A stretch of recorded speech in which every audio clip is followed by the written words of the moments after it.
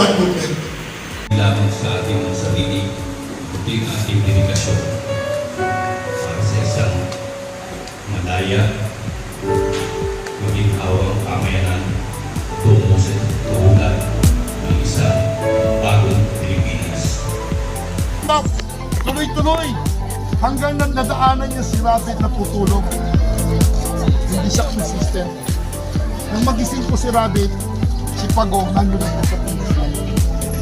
So that's the moral story of being consistent and persistent. Hindi po siya tumigil, kahit matarik, hindi po siya na-discourage. Kahit pagod siya, hindi po siya na-discourage sa gitna ng init, pero tuloy-tuloy po siya. Kami ang bagong Pilipinas, Kami